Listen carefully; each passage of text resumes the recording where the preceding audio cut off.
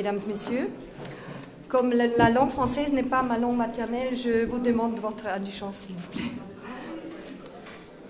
Pour München est un mouvement politique, un mouvement des citoyens de la ville de Munich en Bavière, fondé en 2006 contre l'agressive pénétration des islamistes dans notre ville natale.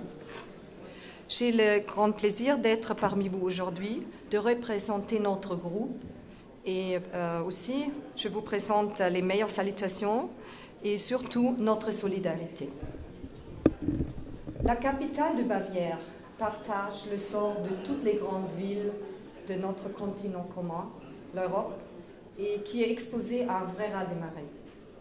Sous le maire néo-marxiste du Parti socialiste Christian Ude, Munich est devenue, au nombre d'étrangers, la ville au taux le plus élevé de toute l'Allemagne. La part des étrangers à Munich avait déjà atteint 23,4% en 2005. Ce sont plus de 300 000 étrangers sur une population totale d'environ 1,3 million d'habitants. Bien sûr, ce chiffre ne contient pas tous les clandestins et toutes personnes naturalisées qui ont acquis la nationalité allemande. Une des conséquences de ces vagues d'immigration est l'augmentation de l'endettement. Depuis 2005, Munich est à la tête des 12 grandes villes en Allemagne qui sont le plus endettées, résultat de la permanente hausse du coût de l'aide sociale. À Munich, plus que la moitié des bénéficiaires de l'aide sociale sont des étrangers. Aussi, la criminalité à Munich atteint chaque année de nouveaux records.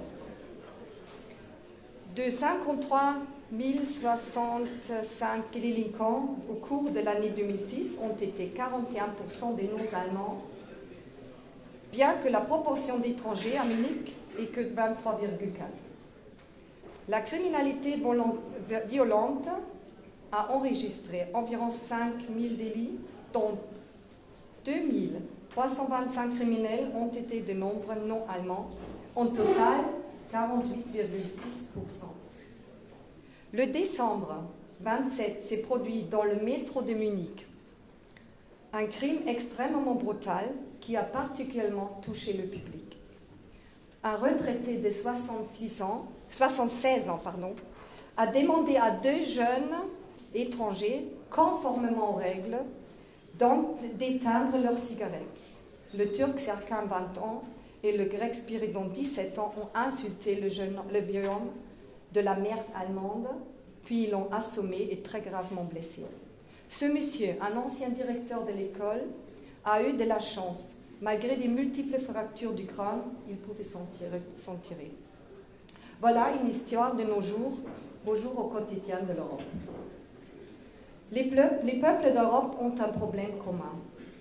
Ce problème est l'immigration massive des millions de personnes, particulièrement les immigrés en provenance du monde islamique, ne sont ni capables ni de volonté d'intégration dans notre civilisation occident-chrétienne.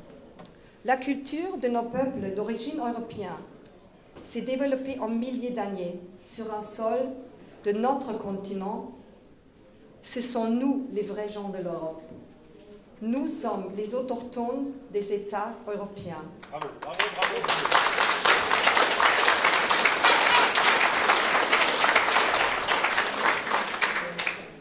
Sous la bannière verte de Mohamed, les islamistes poussent l'absorption de notre patrie. Le symbole de l'absorption hostile est l'agressive intention de construire dans toutes les villes des hypermosquées.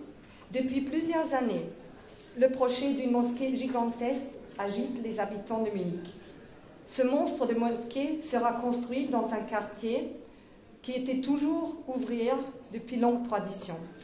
Maître d'ouvrage, c'est le club turc DİTİM. Derrière ce raccourci se cache rien d'autre que le ministère de religion à Ankara. Selon les sondages, et ce sont des chiffres officiels, 70% de la population de Munich est clairement contre la construction de cette mosquée. De plus, cette mosquée, avec ses minarets de 36 mètres d'auteur, étouffera une ancienne église paroissiale qui est déjà sur place depuis environ 300 ans. Pro München va lutter pour un plébiscite. un plébiscite pour stopper la construction. Selon la constitution bavaroise, cette possibilité existe.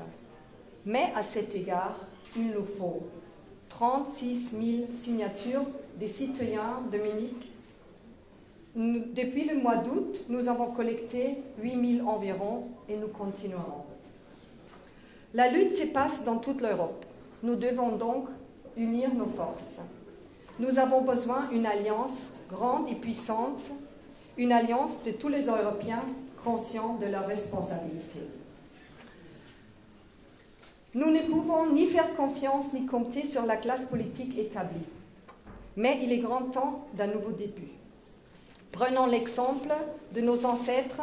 Ensemble, ils ont emporté la victoire sur les envahisseurs qui voulaient conquérir l'Europe. Pardonnez-moi. 732 à Tours et Poitiers sous Karl Martel, 1682 à Vienne sous le duc Charles de Lorraine, maréchal de l'empereur Léopold, 1697 à Cenza, Hongrie, et 1717 à Belgrade sous le maréchal d'Empire, prince Eugène de Savoie. Et ne pas à oublier la grandiose victoire, la bataille navale de Lépante en 1571,